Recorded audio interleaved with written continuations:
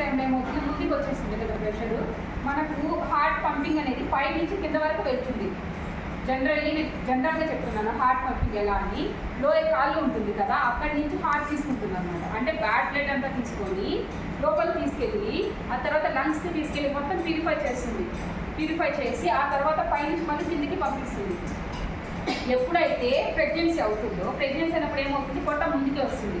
అంటే ఇక్కడ ఉన్న నరాలు వీటన్నిటి ప్రెస్ చేస్తుంది కదా, ఆటోమేటిక్గా ప్రెస్ చేసినప్పుడు ఏమవుతుంది, బ్లడ్ అనేది మనకు కింద నుంచి పైకి రావాలి. అవునా, ఇది ముందుకి ప్రెషర్ పడుతుంది. అంటే ఇక స్ట్రక్ చేస్తుంది కదా, అలాంటప్పుడు కూడా వెరికోస్ వెయిన్స్ వచ్చే అవకాశం ఉంటుంది. అది జనరల్ కాదు.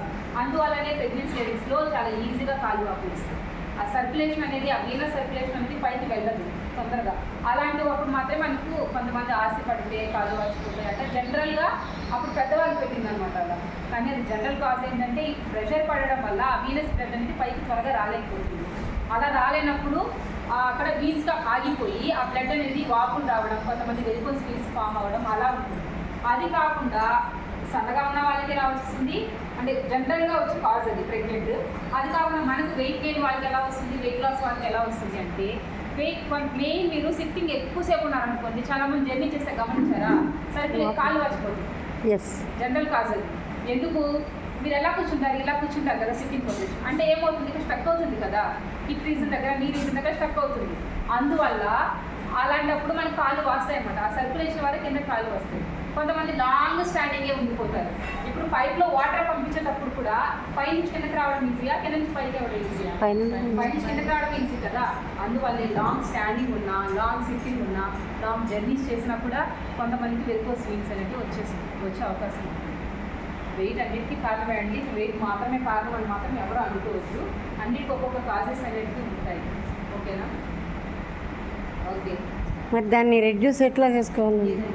వెరికోస్ వెయిన్స్ పెయిన్స్ వచ్చిన వాళ్ళకి ఏంటంటే కాళ్ళు పైకి పెట్టమని చెప్తాము. ఎందుకంటే కాళ్ళు పైకి పెట్టినప్పుడు ఆ సర్క్యులేషన్ అనేది వెనక్కి వెళ్తుంది.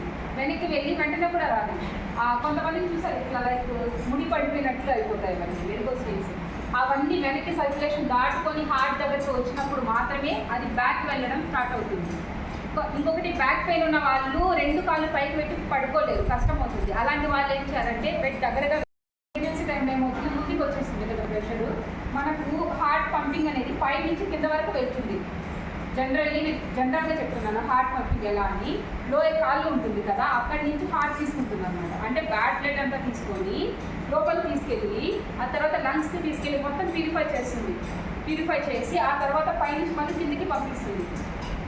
ఎప్పుడైతే ప్రెగ్నెన్సీ అవుతుందో, ప్రెగ్నెన్సీ అయినప్పుడు ఏమవుతుంది, పొట్ట ముందుకే వస్తుంది. అంటే ఇక్కడ ఉన్న నరాలు వీటన్నిటి ప్రెస్ చేస్తుంది కదా, ఆటోమేటిక్గా ప్రెస్ చేసినప్పుడు ఏమవుతుంది, బ్లడ్ అనేది మనకు కింద నుంచి పైకి రావాలి. అవునా, ఇది ముందుకి ప్రెషర్ పడుతుంది. అంటే ఇక స్ట్రక్ చేస్తుంది కదా, అలాంటప్పుడు కూడా వెరికోస్ వెయిన్స్ వచ్చే అవకాశం ఉంటుంది. అది జనరల్ కాదు. అందువల్లనే ప్రెగ్నెన్సీ లేడీస్లో చాలా ఈజీగా కాళ్ళు వాపుస్తుంది. ఆ సర్క్యులేషన్ అనేది, ఆ వీనస్ సర్క్యులేషన్ అనేది పైకి వెళ్ళదు తొందరగా. అలాంటప్పుడు మాత్రమే మనకు కొంతమంది ఆశ పడితే కాళ్ళు వచ్చిపోతాయి అంటే జనరల్గా అప్పుడు పెద్దవాళ్ళు పెట్టిందనమాట అలా. కానీ అది జనరల్ కాజ్ ఏంటంటే ఈ ప్రెషర్ పడడం వల్ల ఆ వీనస్ బ్లడ్ అనేది పైకి త్వరగా రాలేకపోతుంది. అలా రాలేనప్పుడు అక్కడ వీన్స్గా ఆగిపోయి ఆ బ్లడ్ అనేది వాపులు రావడం, కొంతమంది వెరికోస్ వెయిన్స్ ఫామ్ అవ్వడం అలా ఉంటుంది. అది కాకుండా సన్నగా ఉన్న వాళ్ళకి ఎలా వస్తుంది అంటే జనరల్గా వచ్చే కాజ్ అది ప్రెగ్నెంట్. అది కాకుండా మనకు వెయిట్ గెయిన్ వాళ్ళకి ఎలా వస్తుంది, వెయిట్ లాస్ వాళ్ళకి ఎలా వస్తుంది అంటే మెయిన్ మీరు సిట్టింగ్ ఎక్కువసేపు ఉన్నారనుకోండి, చాలా మంది జర్నీ చేస్తే గమనించారా, సరే కాళ్ళు వచ్చిపోతుంది. జనరల్ కాజ్ అది.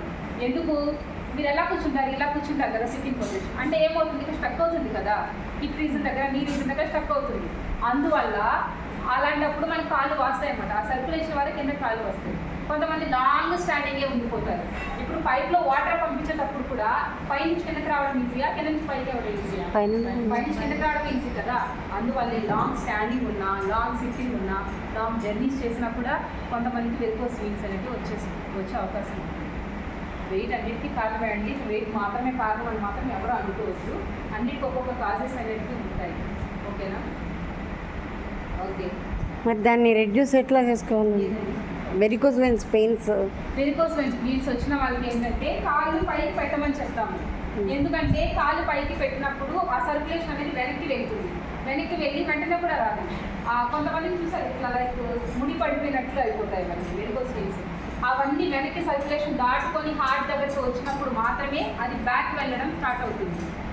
ఇంకొకటి బ్యాక్ పెయిన్ ఉన్న వాళ్ళు 2 కాళ్ళు పైకి పెట్టి పడుకోలేరు, కష్టం అవుతుంది. అలాంటి వాళ్ళు ఏం చేయాలంటే బెడ్ దగ్గరగా రుమటాయిడ్ ఆర్థరైటిస్ అంటే